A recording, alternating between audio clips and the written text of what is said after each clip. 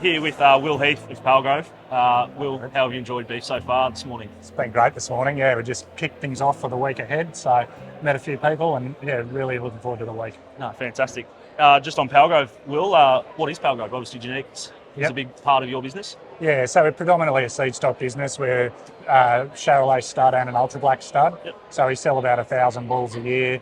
They go all over the country, but predominantly into Queensland and into the Territory and northern New South Wales. We're selling about 300 Charolais and 700 ultra blacks.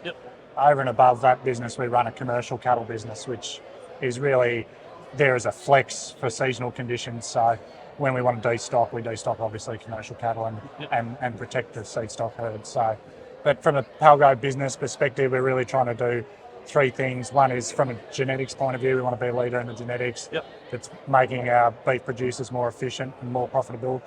We want to be best practice land managers, which is a bit about the carbon piece. And we also want our employees to enjoy the experience, so be an employer of choice as well. So that's really from a Palgrove point of view. Fantastic. And you touched on it there, Will. We've done a little bit of work so far with Precision. What are some of, obviously we've got McIntyre as a big property. There's some other properties around that as well. What do you find is your biggest sort of overarching soil nutrient, deficiency that you're trying to work on? Yeah, well, we've got a few, and obviously very dependent on soil type and farm. We've done quite a bit on the pH side of things, so correcting acidity, trying to get it up to 5.5%, make those nutrients more available. So we've done a big program on that on a couple of our properties. McIntyre, we've done a bit of manure from a soil ameliorant perspective, just trying to get that soil structure better. But yeah, with the whole soil health thing, I think it's very specific to the soil type and the farm. It can be something within 100 metres is completely different to another. Yes, yeah, you're dead right, Will. I guess linking that in as well with the evolving things of soil carbon. We're seeing it a lot here at Beef this year. What's McIntyre's been there lately, as well as Palgrove as a whole? What's the stance there in a carbon perspective for Palgrove moving forward? Yeah, well, we've been looking at carbon since I started, which is 3 or 4 years ago. And we've just taken a pretty cautious approach as the industry evolves. But we're really at a point now where we think we need to get started.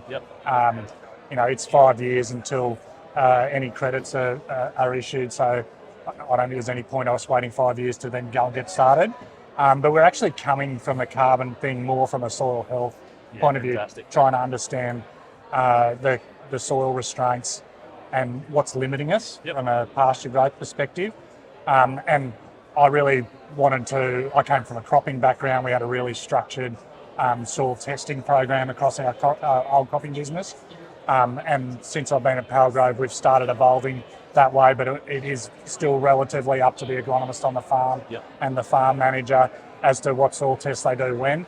I really like the concept of having a structured soil testing program, which can help us both from a soil health nutrient perspective, but also hopefully somewhere down the track we might get some carbon credits out. Yeah, certainly. Putting production in co-benefits with carbon. Yeah, fantastic. Well, thanks, Will. What are you most excited for, I guess, in beef here from a Palgrove perspective or a social perspective, mate? I always enjoy the social stuff. Look, I'm really looking forward to the AAK lunch. I think that'll be great.